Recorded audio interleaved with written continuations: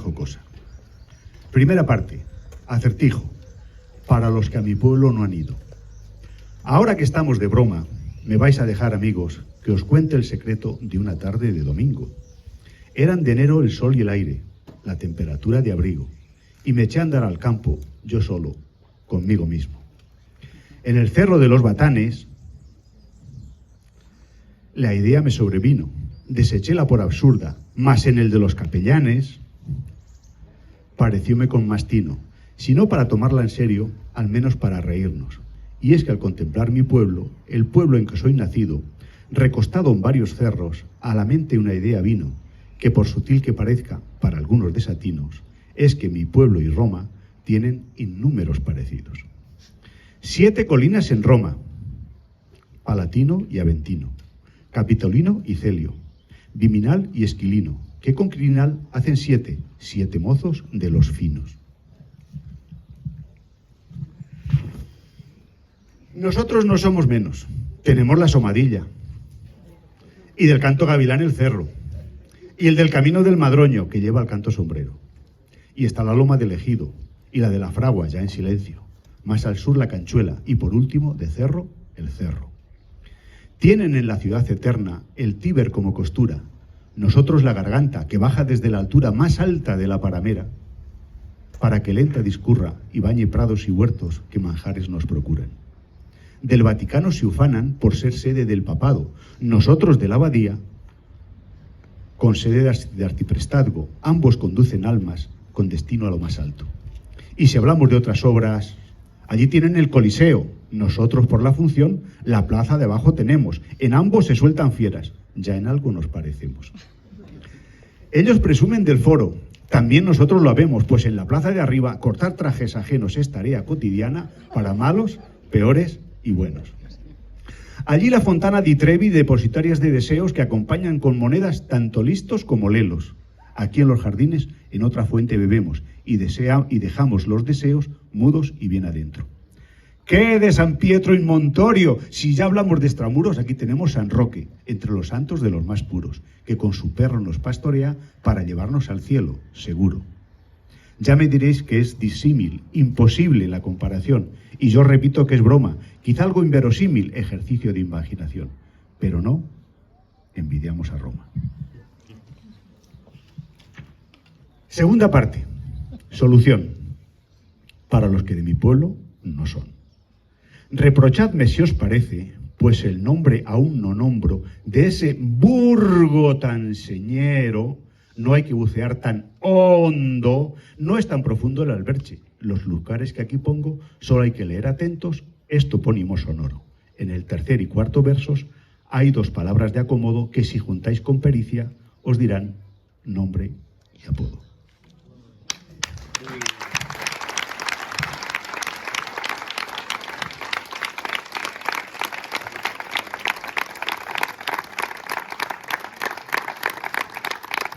Si hay alguien que no me conoce, os digo que me llamo Ignacio Juárez Pérez.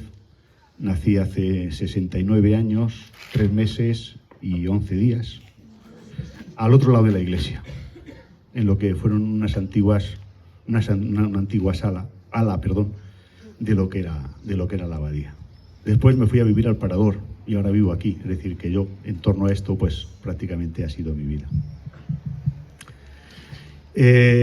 Pues yo era un niño de pueblo. Fui a la escuela, esta que tenemos aquí, la que construyeron pues todos nuestros antepasados, y a los 11 años me fui a estudiar con los carmelitas. Otro día pues os puedo contar el porqué y el cómo. Con ellos estuve 7 años, después me fui a hacer periodismo a Madrid, y después a hacer la mili, y después pues me he buscado la vida como he podido, pues vendiendo seguros y bueno, vendiendo un poco de todo, hasta que en el año 86 pues empecé a trabajar en Ávila, y ahí he estado hasta el año 2018 en que me he jubilado. Esa es, digamos, mi trayectoria profesional. Pero hoy no venimos a hablar de profesión, ni venimos a hablar de nada que tenga que ver con el mundo laboral. Hoy venimos a hablar de poesía, de un libro de poesía que se me ocurrió escribir. ¿Desde cuándo escribo? Me tengo aquí en la chuleta para que no se me olvide contaros nada de todo lo que os tengo que contar. ¿Desde cuándo escribo? Pues yo escribo, yo creo que desde siempre. A mí siempre me ha gustado escribir, no sé por qué.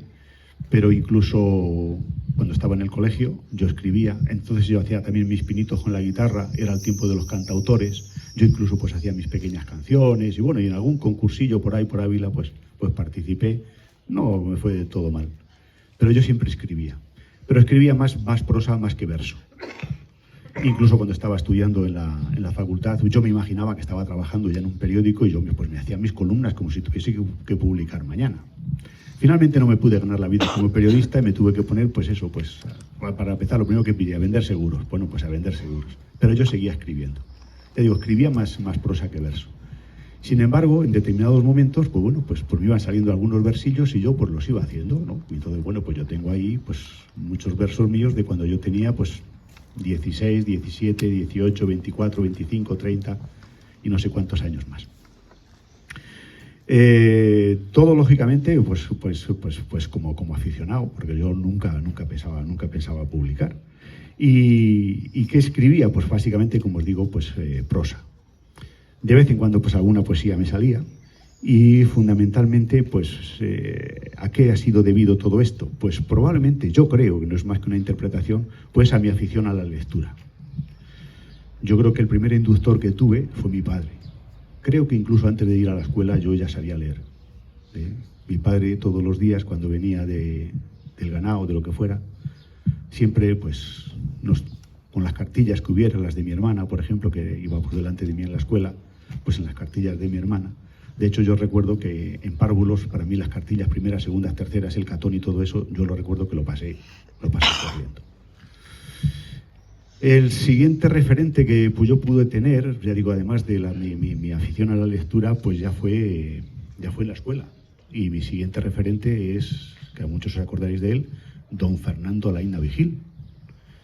Yo no se me olvida,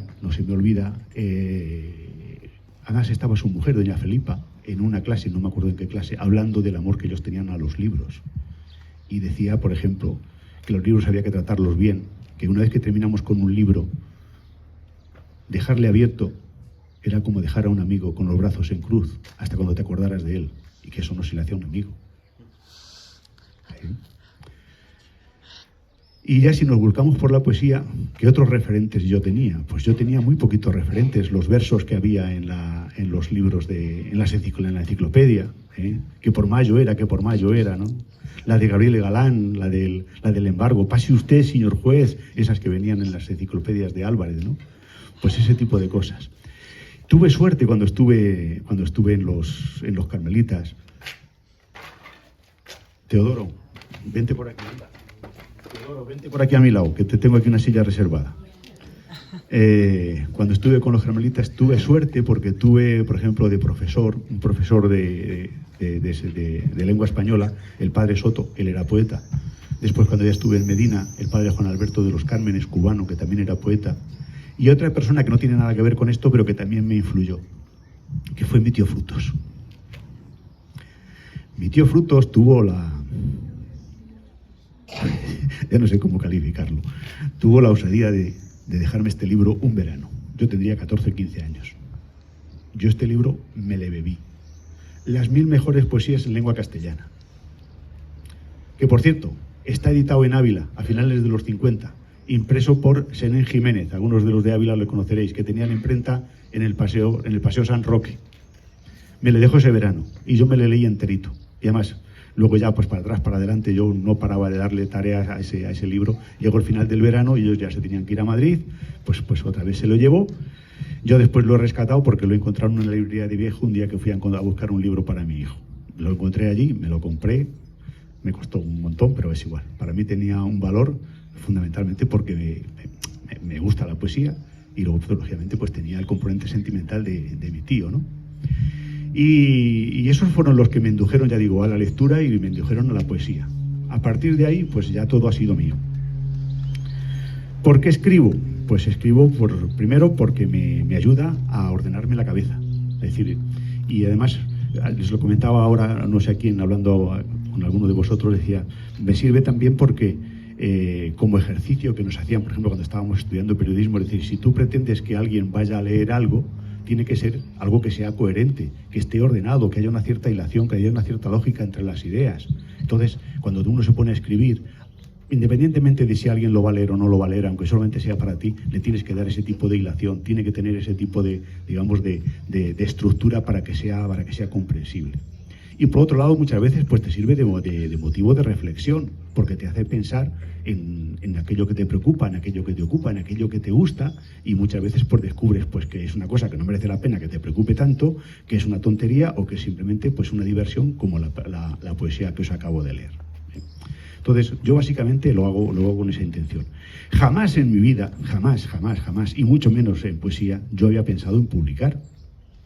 Yo nunca había pensado en publicar. Si he publicado ha sido porque algunos de los que estáis aquí tenéis la culpa. ¿Por qué tenéis la culpa? Porque yo con alguno de vosotros compartía algunas de mis composiciones y me pedíais, oye, enséñame más, enséñame otra, y tú tienes que publicarlo. Esto no te lo puedo guardar solamente para ti, esto que la gente lo pueda disfrutar. Bueno, venga, vale, venga a dar tanto la tabarra, pues venga, voy a publicarlo. Nadie quiere publicar poesía. ¿Por qué? Porque no se lee la poesía, porque la poesía no se lee, y como no se lee, pues entonces nadie lo publica. Entonces, pues ala, pues yo agarré el dinero de mi bolsillo, lo publiqué, ¡top! Y aquí está el libro, ¿vale?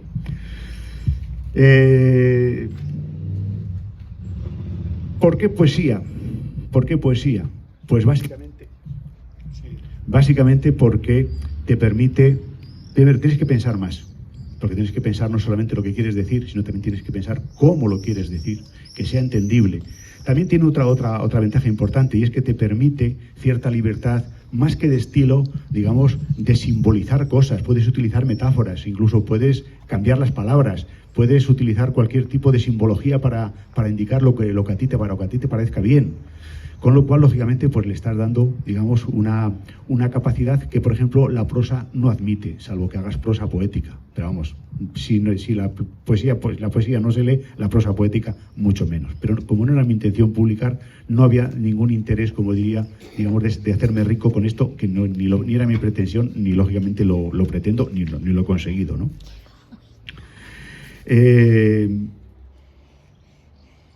¿Quiénes han sido mis referentes poéticos?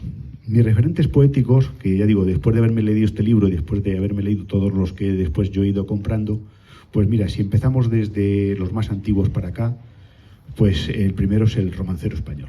Yo no sé si habéis tenido alguna oportunidad de daros una vuelta por el romancero español, pero es una auténtica maravilla. Y si os gusta la lengua, es algo excepcional. Si os gusta, por ejemplo, estudiar la etimología de las palabras, el origen de las palabras, por qué hablamos como hablamos, si os vais al castellano antiguo, comprenderéis cómo de aquel latín deformado que acabó siendo el castellano, por ejemplo, cuando leéis al arcipreste de Ita o por ejemplo, el Cantar de Mío Cid, pues vais viendo cómo se van transformando las palabras y cómo las hemos ido adecuando a lo que hoy cómo hoy las utilizamos. Ojo, a veces no tienen ni siquiera el mismo significado, pero ese fue su origen, y eso ha sido lo que nos ha traído hasta hoy y nos permite tener esta lengua tan rica y que hablamos no sé cuántos millones de personas por todo el mundo. Es una maravilla. Para mí ese fue, digamos, mi primer referente. El siguiente fue Jorge Manrique. Yo no sé si habéis leído Coplas a la muerte de mi padre. Ahora ya que todos, y además por lo que veo aquí, todos ya vamos siendo mayorcitos. Yo lo leía de joven y había cosas que no entendía, porque claro, con 17 y 18 años que te hablen de la muerte, dices, ¡buah, eso queda muy lejos, quita, por Dios! Sin embargo, ya cuando nos vamos haciendo mayorcitos y vas leyendo eso, pues vas viendo que aunque hace más de 500 años que se escribió, parece que los hubieran escrito ayer. Es perfectamente actual. Y de ahí ya tengo que saltar, pues lógicamente, pues a aquellos poetas que tienen influencia italiana, fundamentalmente Garcilaso de la Vega. Los diálogos entre Salicio y Nemoroso, pues la verdad es que son deliciosos, al menos a mí, pero me encantan. La manera que tiene de expresar, de describir la naturaleza, de describir los sentimientos, fundamentalmente el amor y el desamor, ¿no? Que las queridas pues no les hacían ni caso, pues la verdad es que para mí fueron muy ilustradoras. Y luego ya tengo que saltar pues al siglo de oro español, donde descubrí a una persona que lógicamente es mucho más famosa, digamos, por todo lo que tiene de obra teatral, pero sin embargo, pues a mí yo cuando me leí pues todas las poesías de Lope de Vega, pues me encantó. Lo que no sé este hombre cómo sacaba tiempo para escribir todo lo que escribió en teatro, y luego además escribir todo esto en poesía y hacerlo también. Este hombre, ¿qué pasa? Que no dormía, porque es que no hay otra explicación. ¿eh? Ya sabéis aquello que decía él, en horas 24 pasaron de las musas al teatro, quería decir que en 24 horas era capaz de hacer una obra de teatro. Pues imaginaros la capacidad que tenía este hombre. Y al mismo tiempo de Lope de Vega y de esa época, pues por ejemplo, Calderón de la Barca. Y lógicamente no nos podemos dejar al ácido, al sarcástico Quevedo. Y lógicamente, pues a mí por la parte que me toca, digo porque yo estaba con los carmelitas, sí que es cierto que Santa Teresa y San Juan de la Cruz escribieron también poesía, pero sin embargo, a pesar de que tiene muy poquita, me engancha más San Juan de la Cruz. Y de ella tendría que saltar, digamos, pues al romanticismo, donde lógicamente, pues Bécquer y Espronceda, con 10 cañones por banda, no cortar más si no vuela, novelero bergantín, o del Salón en el ángulo oscuro, veíase dormida al árpano de Bécquer. Y luego ya de ahí pues saltaríamos a lo que es la generación del 98, entre los cuales pues lógicamente está mi preferido, que me lo he leído por activa y por pasiva, de atrás adelante, delante atrás, Antonio Machado. Creo que todos estaremos de acuerdo en que este señor era algo excepcional a la hora de escribir, sobre todo en cuanto al contenido. Sí que es cierto que utiliza muchas formas, pero el contenido es muy profundo y además muy descriptivo, y es un maestro del lenguaje y de los sentimientos. Y muy próximo a él, aunque no era español, pero lógicamente sí que tenía mucha vinculación con España y concretamente con la provincia de Ávila, no obstante creo que no sé si su segunda o tercera mujer era de Ávila, que es Rubén Darío. Pero Rubén Darío es forma. O sea, vosotros leéis a Rubén Darío y más allá de que nos guste o no nos guste lo que nos dice, pero sí que veis que es que salta de una forma de versificar a otra con una facilidad como el que se bebe un vaso de agua. De ahí saltaríamos a la generación del 27, donde Lorca, lógicamente, pues me gusta, pero me gusta hasta Poeta en Nueva York. Yo, Poeta en Nueva York, lo siento, pero me cuesta mucho entenderle. Yo soy de que describa que se va haciendo de noche, porque lógicamente la luz en los muros de los rascacielos, pues lógicamente va desapareciendo, y entonces eso que te lo simbolice diciendo pues que son monos que van subiendo por la pared, pues me cuesta mucho hilar una cosa con la otra, lo siento mucho. Pero bueno, pero todo lo anterior, el romance del Cantejondo, romancero gitano, pues son maravillas. Cernuda, me le leí enterito en la mili, Gerardo Diego, Salinas. Y de ahí para acá, pues bueno, pues algunas cositas de Claudio Rodríguez, otras de Ángel González, de García Montero, y esos han sido mis referentes poéticos. ¿Qué es lo que contiene este libro? Pues este libro contiene, no lógicamente todo lo que tengo, porque podría haber hecho otros 2 libros más como esto hasta el año 2023, que es donde finaliza este libro, pero aquí he recogido aquello que yo creo que puede tener interés, más allá de que me pueda interesar a mí, pero que yo creo que puede interesar a la gente, o que puede ser simpático, o que puede ser agradable. Y fundamentalmente está cogido lo que está entre el año 2009 y 2023. ¿Ahí qué hay? Pues hay un poco de todo. Hay risa, pues hay llanto, pues hay historias, hay descripciones incluso de tipos. Algunos tipos son tipos de aquí, y no pone el nombre, pero si algún día me encontráis por ahí borracho, me lo preguntáis, os diré, este es fulanito de tal y este es menganito, ¿sabes? Y se habla, pues eso, pues de la vida, se habla de la muerte, que hay gente que tiene miedo a hablar de la muerte. Bueno, pues hay un soneto dedicado a la muerte, ¿eh? Incluso digo como que quiero que me enterréis, para que no digáis que no lo digo con tiempo, ¿eh? Pero esperemos que tarde bastante, ¿no? Bueno, será cuando tenga que ser. En definitiva, todo eso está metido ahí. Entonces hay muchas descripciones. Y entonces dentro de esas descripciones uno no puede evitar, lógicamente, pues hacer referencia a aquello que le ha rodeado. Y entonces, ¿qué me ha rodeado? A mí lo primero que me ha rodeado ha sido mi familia. Entonces veréis que hay un poema dedicado a mi padre, otro a mi madre, otro a mi hermana, otro a mi hermano, otro a mi hijo. Otro se le dedico a mi sobrino, pero por otra razón que no tiene nada que ver, que luego os contaré.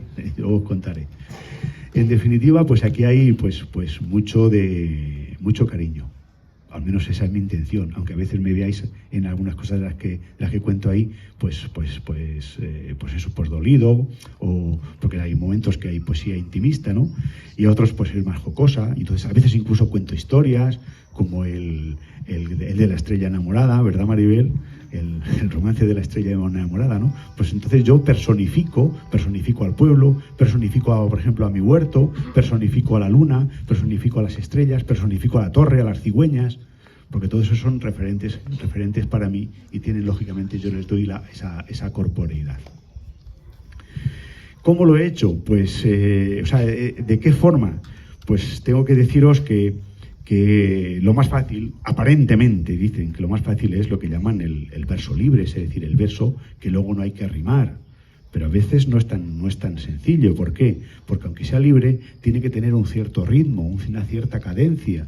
No sé si os acordáis cuando estudiaba el bachillerato, sobre todo hablando de Rubén Darío, cuando decía que utilizaba los pies clásicos, el pie libre y el pie tercero de los romanos. Pues ese tipo de cosas son las que tiene que llevar el verso libre. Pero no, por otro lado, he dejado de utilizar pues algunos moldes de la lírica tradicional. Entonces, ahí en el libro podéis encontrar que hay romances, que hay sonetos, que hay letrillas, que hay incluso tercetos encadenados, que yo no sé cómo a Cabedo le salían como churros, y yo, el único que tengo ahí, me costó sangre, sudor y lágrimas poder encadenar esas palabras y que encima rimasen. Es decir, hay un poco de todo, y todo, lógicamente, pues al servicio de todo aquello que yo quería expresar. ¿Cómo hago yo las poesías? Pues la verdad es que no tengo método. O si le tengo, todavía no lo he descubierto, porque cada vez es una cosa distinta. Lo que sí que es cierto es que tiene que haber una cierta idea de algo que quieres decir, algo que te quieres contar, incluso a ti mismo, porque digo, yo escribo para mí, entonces yo me lo tengo que contar a mí mismo. Tienes que tener esa cierta idea. Una vez que tienes esa cierta idea, la tienes que ir vistiendo un poco. Y lógicamente la tienes luego que tratar de llevar al papel, pero con una cierta dificultad, porque tienes que hacerlo. Me da igual que sea con verso libre, que sea con cualquiera modalidad lírica, digamos, tiene una complejidad, sobre todo si es con un romance, un soneto, un terceto encadenado, una letrilla y todo lo demás, lo tienes que hacer conforme a los cánones, y eso ya a veces es más complicado. Entonces, me puede ocurrir que yo empiece un poema ahora y lo termine. Pues mira, os voy a contar un caso. A mí, por el año del COVID, me vinieron aquí en casa 12 versos y me salieron de un tirón, 6 y 6. Pero yo decía, pero ¿y esto era cómo lo continúo? Yo sabía que había una historia dentro, pero la tenía que ir descubriendo, la tenía que ir creando. ¿Sabéis cuándo lo he terminado? En noviembre del año pasado. También os tengo que decir una cosa, es el poema más largo que he escrito, tiene 200 versos de 16 sílabas, divisibles por la mitad, como se llama con términos técnicos la cesura, ¿no? Para que sean 2 hemistiquios. Es decir, sin embargo hay otros, por ejemplo, el de la estrella enamorada. Pues mirad, el de la estrella enamorada veníamos, Isaac y yo, mi hermano, veníamos de la Yedra. Fue el invierno del 20 al 21, que le pasé aquí.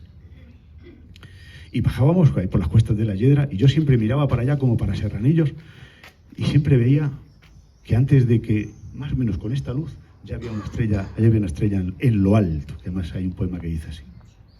Pues me acuerdo que llegué a casa y en una hoja de periódico tengo que deciros que casi me salió del tirón.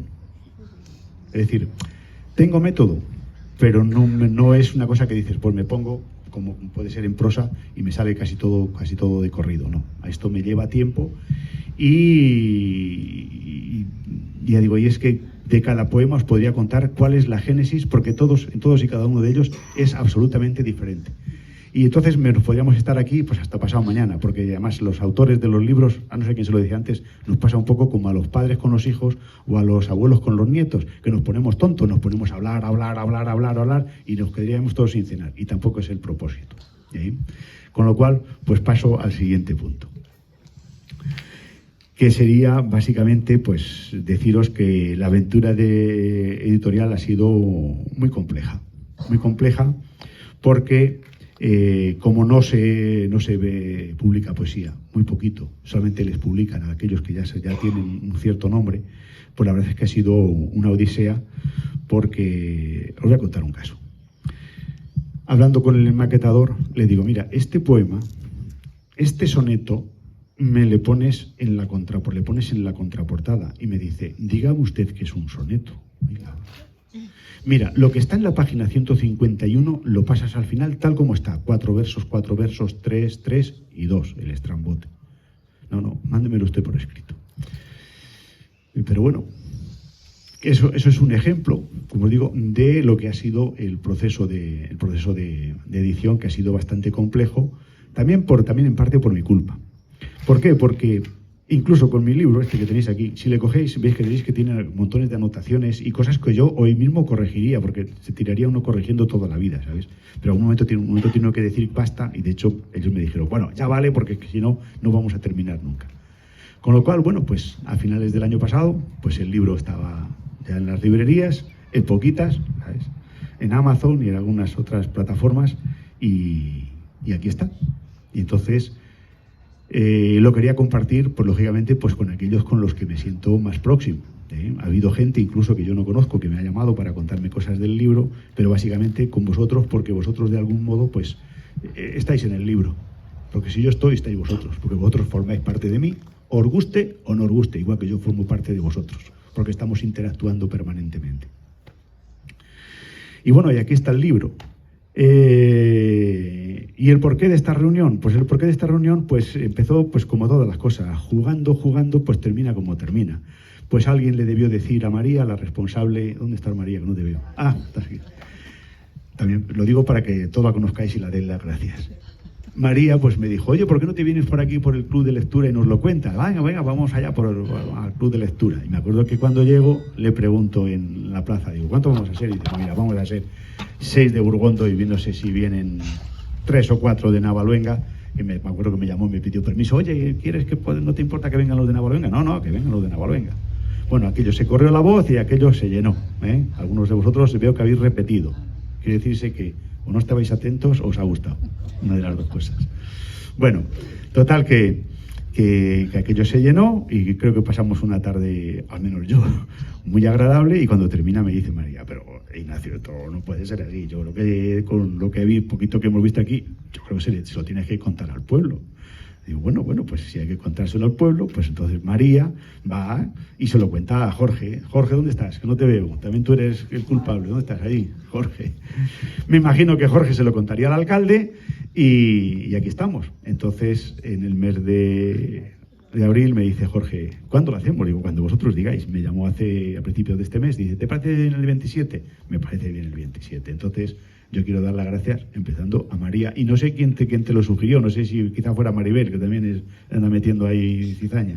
Maribel, María, Jorge y el ayuntamiento, pues muchísimas gracias por poder compartir esta aventura mía con vosotros. Ahora sí que, pues lógicamente, en este compartir, pues sí que os voy a leer algunos poemas. Algunos de vosotros os he pedido también que leáis algún poema. Y también si alguno de vosotros se atreve a leer algún poema, pues puede salir. Y luego al final pues me podéis hacer las preguntas que queráis. Incluso de Hacienda. Porque como no me acuerdo de nada, pues no sé qué os voy a decir. ¿De acuerdo? Muy bien. Cada vez que hago una presentación, normalmente trato, lógicamente, pues de agradar al público que viene. Entonces, vosotros... creo que todos los que estamos aquí, salvo algunos que han tenido la delicadeza de venir de fuera, tenemos como denominador común nuestro pueblo. Entonces yo los que voy a leer están muy relacionados con Burgondo. Los que ellos hayan elegido no sé cuáles serán y nos iremos turnando para que no sea siempre el pesado de Ignacio el que lee, que no hace más que leer, que se cree que lo que tiene es muy bonito y nos está dando aquí una tabarra que para qué. No, yo voy a ir leyendo, los iré metiendo también a ellos, ya digo, y si alguno de vosotros se atreve, pues también os presto el micrófono. ¿De acuerdo? Muy bien, pues voy con la segunda. A ver, Ignacio, ¿dónde lo tienes apuntado? ¿Cuál era la segunda? Ando por los caminos de mi tierra.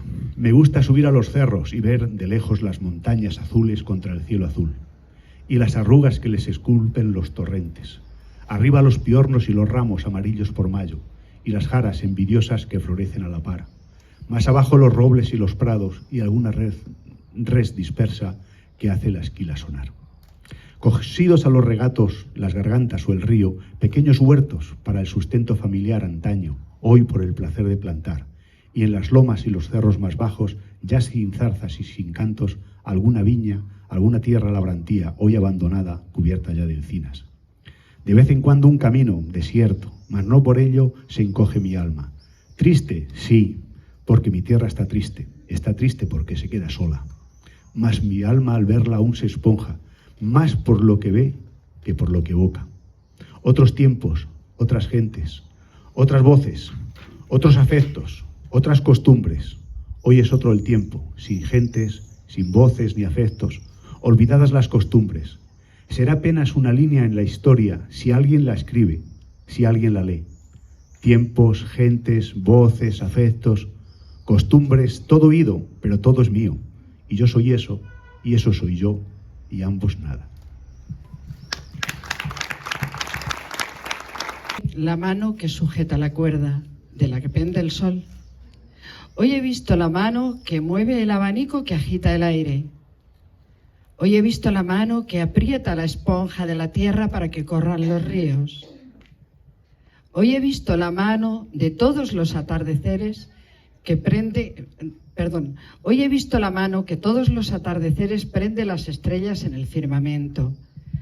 Hoy he descubierto que los hombres caminan sonámbulos, sin rumbo, pisando la mano que los sostiene. Hoy he descubierto que todo esto lo sabía desde siempre y que mi vida ha sido un incansable intento, 1000 veces repetido, de trepar el brazo arriba para conocer el gran secreto. 1000 veces con las alforjas de mi vida al hombro para iniciar 1000 veces el camino, y 1000 veces la noche me desandaba para 1000 veces empezar de nuevo. Yo llevaba varias veces tiempo y varias veces intentando escribir un soneto, pero un soneto es complicado,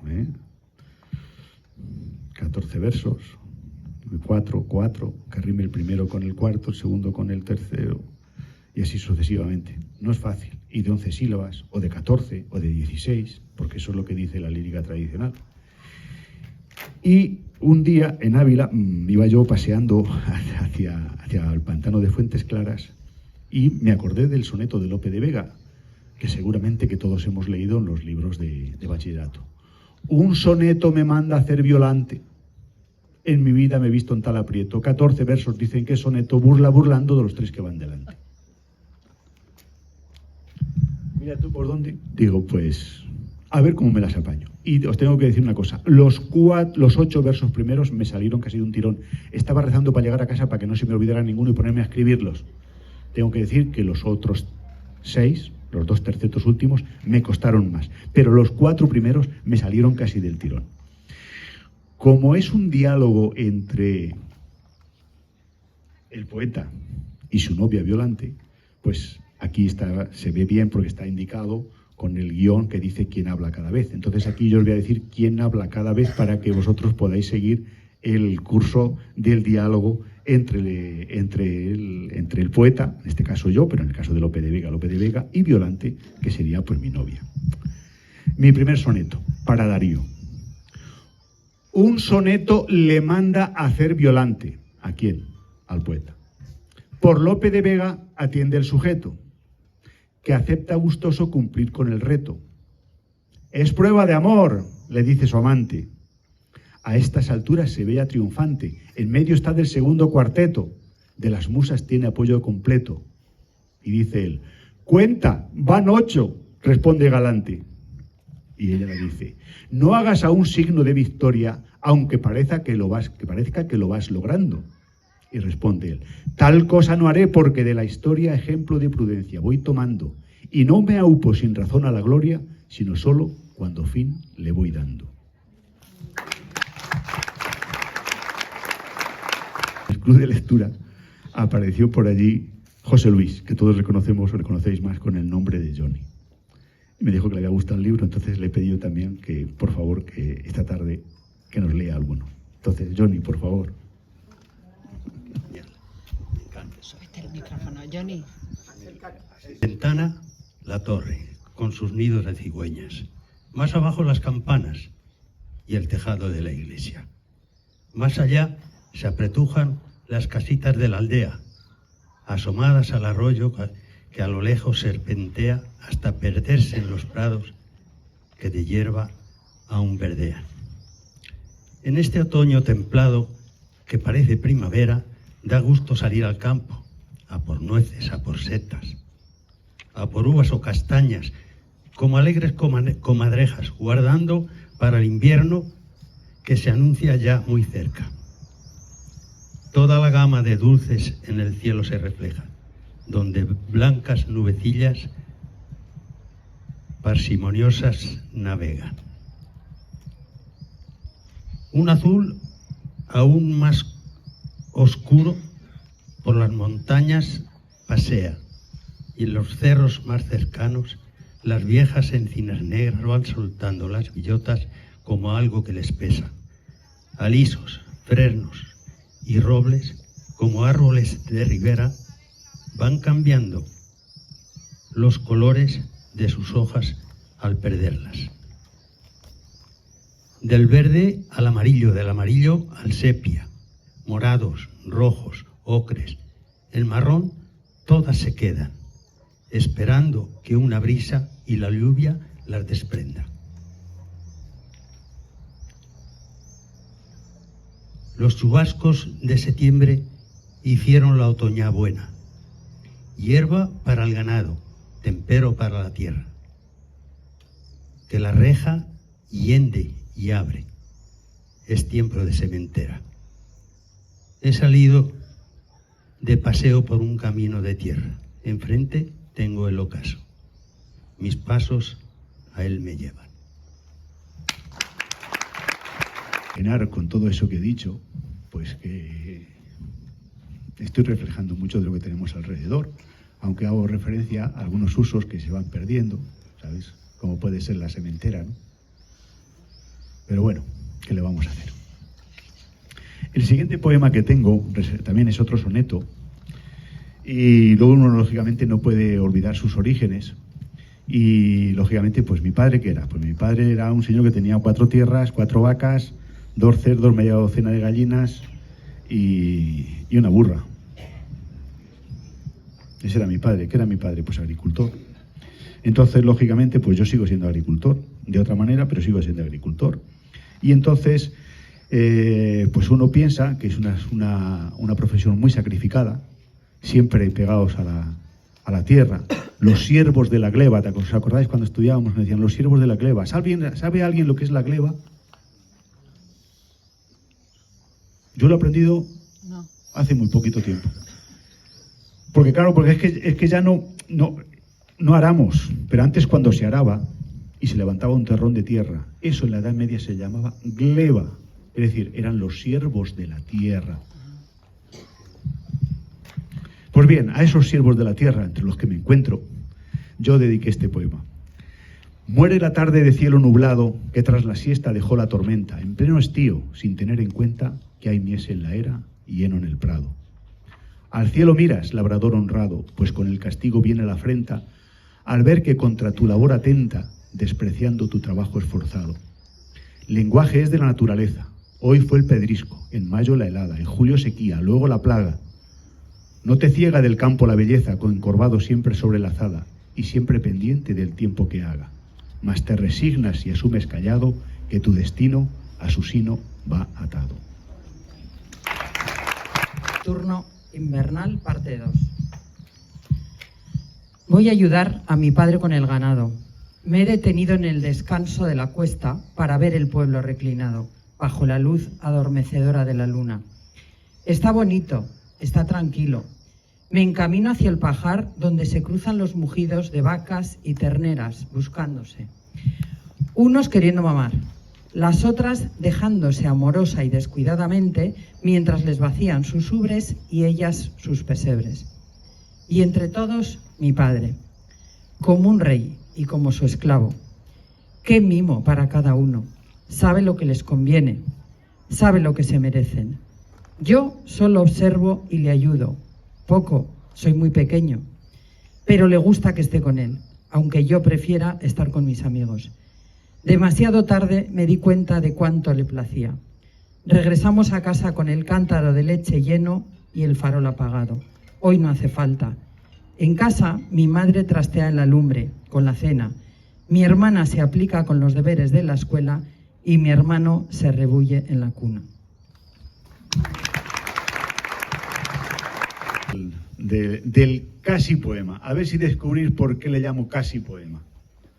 porque para más vueltas que le di no me salió un poema redondo. Perdón, casi romance, perdón, decía casi poema, casi romance. Hemos hablado antes de La estrella enamorada. Pues este es el casi romance de La estrella enamorada. Todos los atardeceres hay una estrella en lo alto, me mira y me remira, me mira, me está mirando. Parece blanca y rosada al salir al escenario, antes que sus hermanas, a tiempo para el ocaso. Tiene la frente muy blanca y el vestido colorado, como de fiesta nocturna, lista para un sarao. Me mira con insistencia, como una novia compuesta que al novio está esperando. Yo también me ruborizo al saberme señalado. ¿Por qué a mí? ¿Por qué a mí? Incrédulo proclamo. Y antes de que me dé cuenta, del bracete ya nos vamos, que los valses ya resuenan allá arriba, en lo más alto.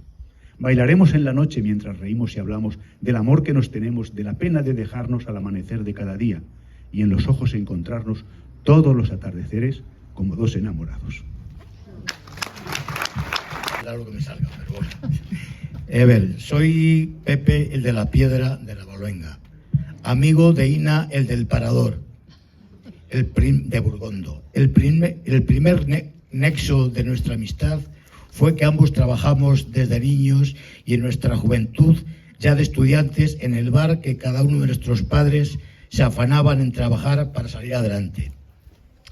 Nos conocimos en Madrid, a pesar de la cercanía geográfica de nuestros pueblos, y también en un bar, el de la Facultad de Ciencias de la Información, haciendo periodismo. Nos tropezamos en el bar y de ese tropiezo coincidimos en clase, y entre paseos, clases y apuntes se forjó una amistad que prevalecerá siempre.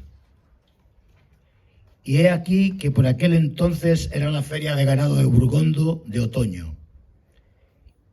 Ina me invitó y yo vine. Y vine a ayudarle en el bar que hasta hacía poco tiempo había regentado su padre Ignacio, fallecido pocos meses antes, con la entrega inestimable de su madre María, la ayuda cotidiana de su hermana Isabel y con el sufrimiento de Isaac, su hermano, que cumpliendo con el servicio militar de voluntario no encontró forma de engañar a los jefes para ayudar a su familia. Bueno, pues a Ignacio, Ina, con el que tantos buenos ratos he pasado, algunos también malos, le doy las gracias por compartir tantos momentos juntos.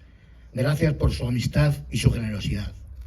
Ignacio, Ina, como amigo, es sincero, fiel, sabe escuchar y es bondadoso y siempre está cuando tiene que estar. Ignacio, Ina, como periodista, fue inquieto, observador y crítico, y buen redactor, y lo es. Ignacio, Ina, como poeta es diletante, pero conoce el lenguaje y se superará. Sabe expresar con las palabras exactas las emociones, los sentimientos, las sensaciones que percibe. Se sabe sumergir en el paisaje y el paisanaje para describirlo con nitidez. Tal vez la nostalgia y la tristeza que emanan de sus versos le hacen más íntimo. Ignacio, Ina, como músico, es un gran músico. Mirad si es bueno, que yo le quiero contratar para mi grupo, aunque haya que pagar la cláusula de rescisión. Ignacio, aquí sin Ina, de tu vida laborable en la empresa, me consta que han tenido siempre mucho aprecio y lo siguen teniendo, y no es casualidad, y seguro que es por tu buen hacer y dedicación. Pero como persona, Ina, como persona, no tienes precio, no tienes precio. Sencillo, amable, dialogante, trabajador, cada cual que aporte su calificativo. Bueno, y el colmo es que es burgueño. ¿Qué os puedo decir que no sepáis? Es en lo único que no nos ponemos de acuerdo. Y mira que vivimos cerca, será por eso. Creo que cuando el Imperio Romano estaba en su máximo esplendor, no muy lejos, tal vez en alguna tropa, había algún abad de incógnito.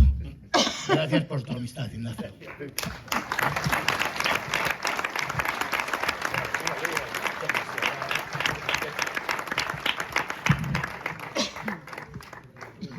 Yo le llamaba cuerda a mí. Dice, yo quiero irme en silencio. Yo quiero irme en silencio, despacio, cantando bajito, tarareando. En una mano el bastón y en el bolsillo la otra mano.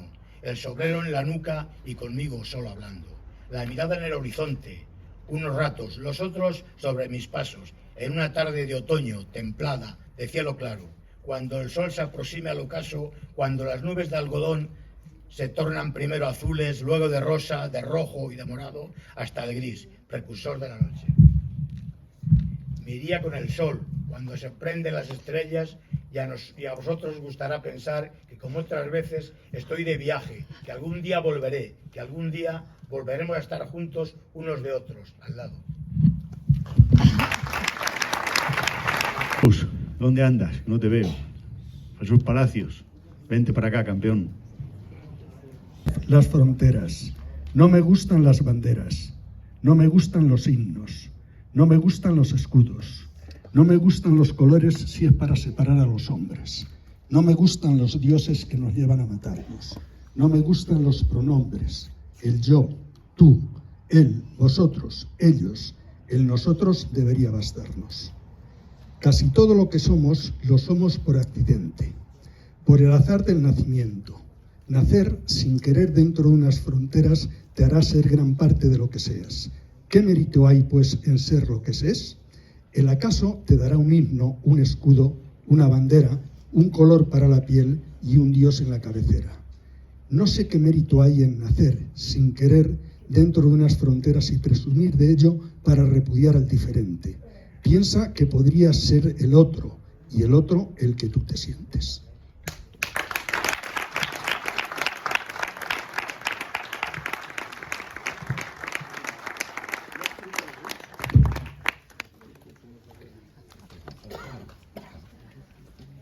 Bueno, muchas gracias por venir todos. A mí me hace,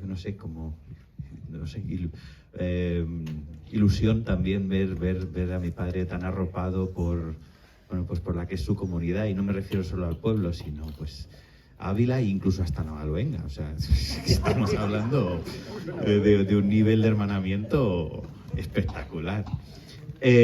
Así que bueno, de verdad que os agradezco mucho el cariño que le estáis dando. Mira, está la cigüeña, te está aplaudiendo, es espectacular. Nada, y simplemente pues también le quería agradecer a mi padre, que al final es el que me ha dedicado el libro, y quería agradecérselo mucho porque a mí me ha gustado mucho y me gusta mucho que escriba, y me gustaría animarle a que lo siga haciendo. En particular, las poesías de mi padre que más me gustan son las que tienen que ver con la cosa que a mí me parece que más nos une, que son, o la que, como que lo que siento que es la parte de mí que más le debo a él, que es la parte del campo. O sea, yo, para quien no lo sepa, yo ahora soy biólogo y trabajo, nada que ver con Burgondo, pero yo ahora trabajo estudiando pingüinos. Pero el amor por el campo y el amor por la naturaleza y todo eso se lo debo a él, que es el que me sacaba de casa cuando yo estaba jugando en el sofá con la maquinita, y era él el que me sacaba de casa y me enseñaba cosas del campo, y me hablaba de los usos, y me hablaba de las gentes, y me enseñó a apreciar pues mi pueblo, mi campo y mi historia, ¿no? Entonces, me estoy enrollando. Voy a leer uno de los poemas que tiene, que va sobre este campo, que yo creo que tanto nos une y del que tanto he aprendido gracias a él, así que allá vamos. Es un poema que, en teoría es triste, pero a mí me parece alegre. A ver qué os parece a vosotros. Dice: hoy he estado paseando por la margen del río bajo los alisos y los he visto tristes, dormidos en el sol de la tibia mañana otoñal. Ni una ligera brisa que moviera sus hojas casi negras, otras ya marrones y ocres, se van desprendiendo y alfombrando la vereda. También a los pajarillos alcanza la tristeza, que mudos van de rama en rama buscando un rayo de sol. Solo se oye el murmullo del agua, también oscura, que corre, atolondrada hacia su final. Más arriba, los chopos amarillos y los pinos verde oscuros coronan el cerro, y nadie en los huertos inundados de rocío. Un mal día para estar triste. Que a mí me parece que es un mal día para estar triste, porque es un día maravilloso.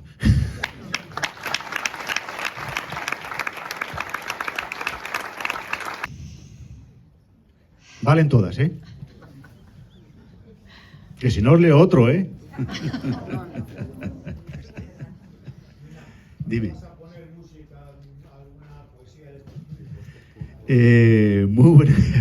Muy buena pregunta, muy buena pregunta. Muy buena pregunta. Pues tengo que reconocer de que, bueno, antes os he dicho que yo en mis años... Bueno, voy a empezar por Navaluenga. ¿Os acordáis de la verbena de Navaluenga? Bueno, pues Paco Rueda, que entonces aterrizaba de vez en cuando por aquí, por mi casa, a poner carteles de que iban a tocar los Titanes o yo qué sé, o otro grupo por allí, dice, voy a hacer, que entonces estaban muy de moda los concursos de verano de cantautores, dice, voy a hacer un concurso en Navaluenga, y como a mí me veía con la guitarra, tienes que venir. Yo, no hombre, no, como ya, que tienes que venir. Digo, ya, pero es que fíjate por la noche cómo voy a bajar, yo soy una coche en línea, vengo ya por ti. Bueno, tanto se empeñó que me puse y hice una pequeña canción. Hice una pequeña canción y bueno, pues gané 250 pesetas, el segundo premio. O sea que...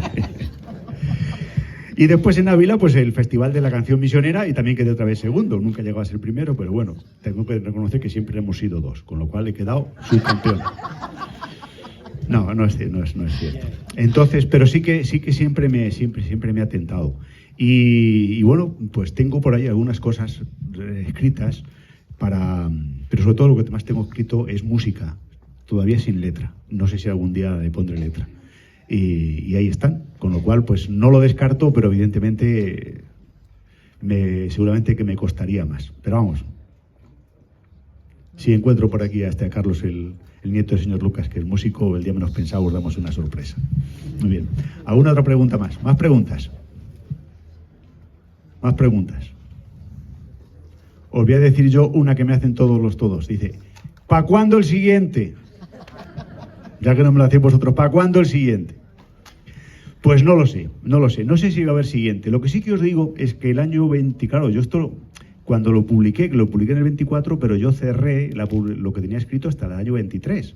Entonces, yo he seguido escribiendo en el 24 y en lo que llevamos del 25. Y tengo que deciros que no ha sido una mala época. De hecho, os hablaba antes pues de ese poema que tengo de 200 y pico versos, de 16 sílabas, que está, pues lógicamente, pues en este cuaderno, que digamos que donde tengo escrito aquello que más o menos yo creo que merece un poquito la pena. Entonces, como si no tenéis más preguntas, me voy a tomar la libertad de leeros, no sé si uno o dos, que todavía no están en el libro, pero que seguramente que os sonará. Sobre todo aquellos, estoy visto por ahí, por ejemplo, a Francis, el de Tío Anselmo, que va a descanse, y entonces pues aquellos que además que provienen de aquella zona, y recientemente, este año, pues hice uno también de una idea que me vino hace mucho tiempo, solamente me vino una idea. Mis 6 novillas blancas. Yo dije, ¿por qué 6 novillas? ¿Y por qué tienen que ser blancas? Bueno, pues dándole vueltas, total que salió. Lo compartí con algunas personas a las que yo le tengo mucho aprecio, y creo que me quedó una cosa que define un poco lo que fueron usos y costumbres de nuestra tierra. Tengo 6 novillas blancas en los prados de la sierra, donde nunca falta el agua y está la hierba más fresca. Subo a diario a verlas, por la mañana temprano, montado a la silleta, a lomos de mi burro pardo. En las alforjas, el almuerzo, y en la bota, lo del año.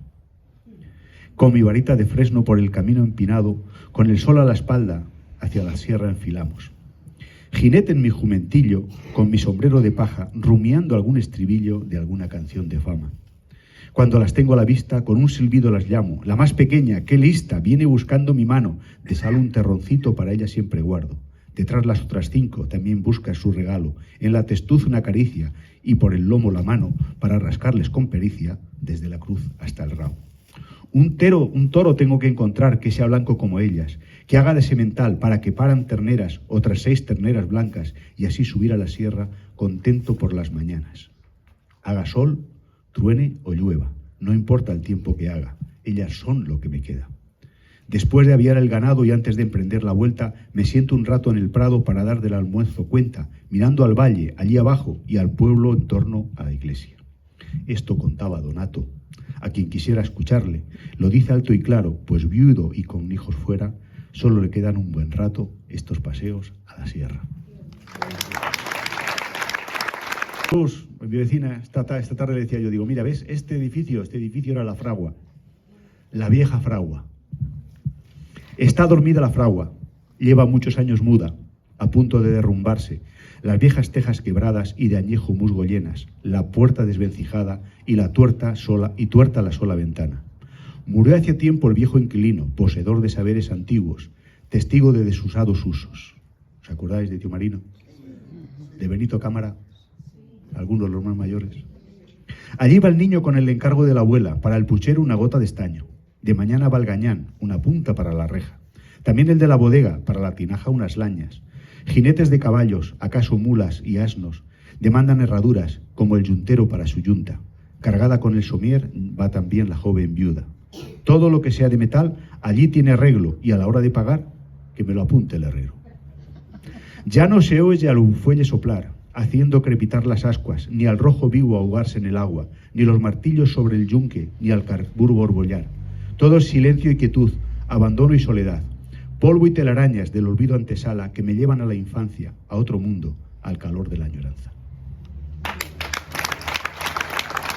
Con los que habléis, pues que no se os olvide lo que pone en la contraportada. No les creáis cuando os digan que soy poeta. Me limito a empalmar ripios de mi pensamiento.